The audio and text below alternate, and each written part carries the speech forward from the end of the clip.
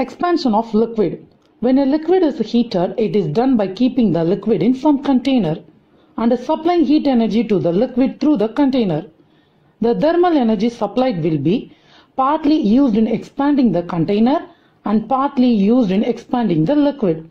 Thus, what we observe may not be the real expansion of the liquid. Hence, for liquid, we can define real expansion and apparent expansion. For a liquid, we should observe a real expansion and apparent expansion. What is real expansion? If a liquid is heated directly without using any container, is a real expansion. But practically it is not possible. The coefficient of real expansion is defined as the ratio of the true rise in the volume of liquid per degree rise in temperature to its volume. What is apparent expansion? If you heat a liquid by using a container, the heat energy partly utilized by container and partly used by a liquid. What we observe is not the actual expansion of the liquid. For that, we have to observe the expansion of a liquid without considering container. This expansion is called as apparent expansion. This is the experiment to measure real and apparent expansion of liquid. First, the liquid whose real and apparent expansion is to be determined is poured in a container up to a level and mark the level as L1. Now, heat the container by using a burner. Initially, the container receives the thermal energy and it will expand. If you heat the container first expands. As the result, the volume of the liquid in the container reduced. The reduced level of liquid is marked as L2. And further heating, the thermal energy supplied to the liquid through the container. That result in the expansion of the liquid. Now, the level of the liquid rises and marked the level as L3. L1 is the initial level. L2 is the reduced level of liquid due to the expansion of container. L3 is the level of liquid rises due to expansion of liquid. Is it clear? Now the difference between the levels L1 and L3 is called apparent expansion. The difference between the level L2 and L3 is called a real expansion. By this way, we have to calculate the real and apparent expansion of the liquid. The real expansion is always more than that of apparent expansion. Hello children, in this video we are going to learn chapter 3, Thermal Physics. Sun is the primary source of thermal energy for all living organisms. Thermal energy is the cause, temperature is the effect. All living organisms need a particular temperature for their survival. Temperature is defined as the degree of hotness of a body. The temperature is higher for a hotter body. The temperature is lower for a colder body. Temperature is the property which determines the direction of flow of heat. It is a scalar quantity. There are three ways to measure temperature: Fahrenheit, degree Celsius and Kelvin. But the SI unit of temperature is Kelvin. What is absolute temperature? It is also called thermodynamic temperature. It is the temperature of an object on the scale where 0 is taken as absolute zero. The 0 in the Kelvin scale is absolute zero. 0 Kelvin is the absolute scale of temperature of the body. Let us consider the two bodies, the body A and body B. The temperature of body A is 0 degrees Celsius. The temperature of body B is 100 degrees Celsius. If two bodies are brought in contact with one another, the heat energy will start to flow. We know that the heat energy is always flow from hot body into cold body. Here, the flow of heat starts from body B to A. As a result, the temperature of body A will increase. The temperature of body B will decrease. This process will continue until these two bodies attain the same temperature. After attaining the same temperature of 50 degrees Celsius, the flow of heat will be stopped. This is thermal equilibrium. Next, thermal energy. If you leave a cup of hot coffee on a table for some time, what happens? The hotness of the coffee decreases after some time. What do you infer from this observation? Here, there is a flow of energy from the cup of coffee to the environment. This energy is termed as thermal energy. Heat energy is the agent which produces the sensation of warmth and make bodies hot. The process in which heat energy flows from your body at a higher temperature to another object at lower temperature is known as heating. This process of transmission of heat may be done in any way like conduction, convection or radiation. The process of transmission of heat through conduction. What is conduction? The transfer of energy in the form of heat from one object to another by direct contact. For example, if you stir the hot coffee by using stirrer, after few seconds, if you touch the stirrer, you will feel heat. Here, the heat will transfer from hot coffee to stirrer is called conduction. Next, convection. Convection is the mode of transfer of heat which occurs mostly in liquid and gases. Here, heat transfer takes place with the actual motion of matter from one place within the body to the other. For example, in hot water at the bottom becomes lighter and moves upward and forcing the colder and denser water at the top to come down and thus heated up. This mode of transfer is called convection. Another form of heat transfer is radiation. It does not require any medium. For example, in winter, we sit near a fire and we feel very warm without touching the fire.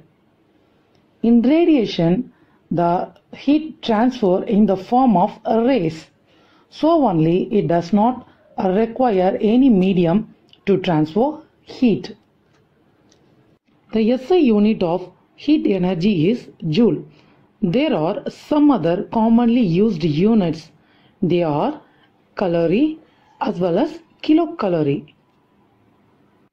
A calorie is commonly defined as the amount of heat required to raise the temperature of 1 gram of water through 1 degree Celsius. Characteristic features of heat energy transfer. We come across all the types of heat energy transmission. From that, we can conclude heat always flows from a system at a higher temperature to a system at lower temperature. The mass of the system is not altered when it is heated or cooled. The mass remains unchanged.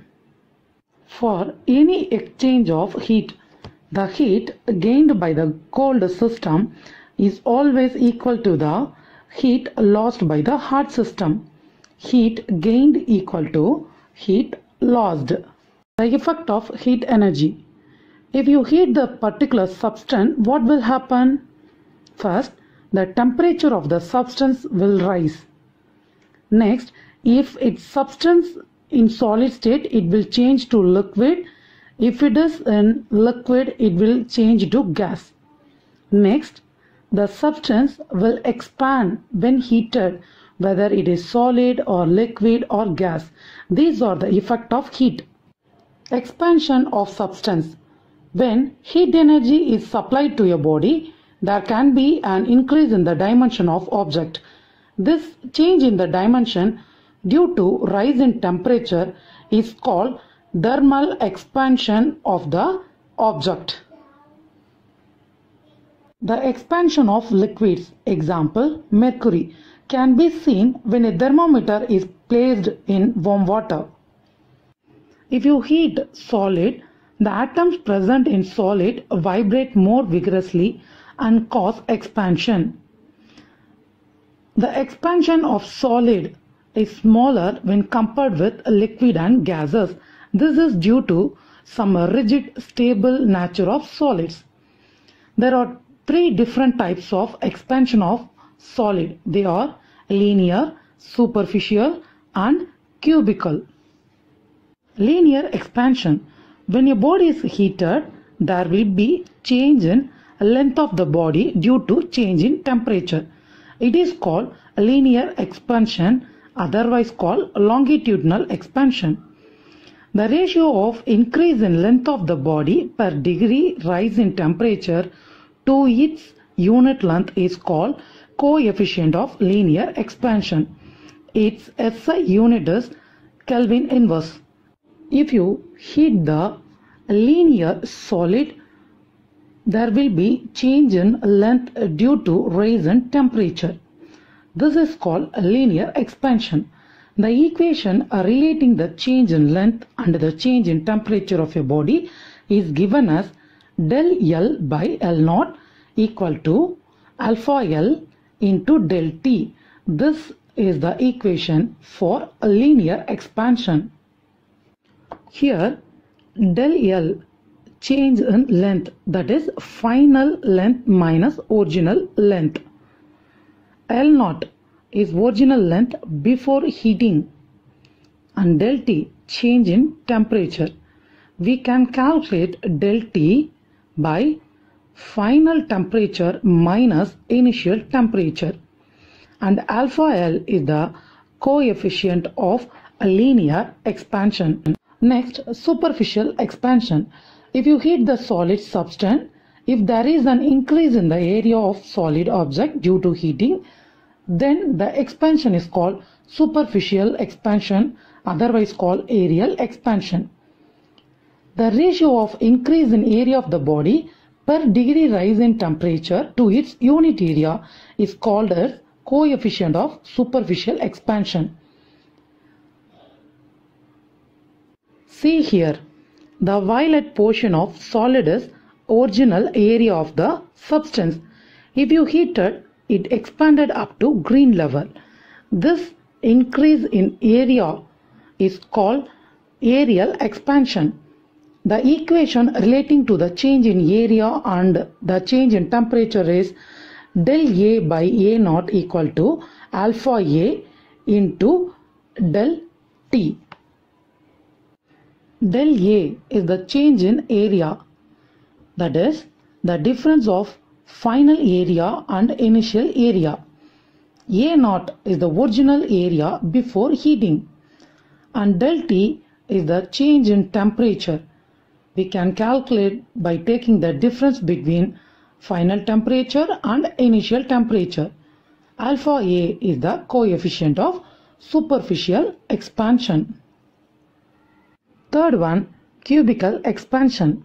If you heat the solid substance, if there is an increase in the volume of the solid due to heating, then the expansion is called as cubical. Here there is increase in volume. It is otherwise called volumetric expansion. The ratio of increase in volume of the body per degree rise in temperature to its unit volume is called coefficient of cubical expansion. The equation relating to the change in volume and the change in temperature is del V by V naught equal to alpha V into del T. It is same as areal expansion and linear expansion. Del V is the change in volume and V naught is the original volume before heating. and del T is the change in temperature. Alpha V is the coefficient of cubical expansion. Next, fundamental laws of gases. There are three laws which connect the relation between pressure, volume and temperature. Boyle's law, Charles' law and Avogadro law. Boyle's law. When the temperature of a gas is kept constant, the volume of a fixed mass of gas is inversely proportional to its pressure. Pressure is inversely proportional to volume. See the diagram. In first diagram, the piston is pulling up to decrease the pressure. That is, volume increases. In second picture, the piston is pulling down to increase the pressure and volume will be decreases. This is the variation of volume with pressure. Volume is inversely proportional to pressure. That is, if volume increases, pressure decreases. This is explained by Boyle's law. P is inversely proportional to 1 by V. That is, P equal to 1 by V constant. If you rearrange it, we can get PV equal to constant, and this is Boyle's law. Charles' law, otherwise called the law of volume. According to this law, when the pressure of gas is kept constant, the volume of gas is directly proportional to the temperature of the gas. Mathematically, this law can be expressed as V is directly proportional to T, or V by T equal to constant. In beaker A, the gaseous molecule is little bit low when temperature is 20 degrees Celsius.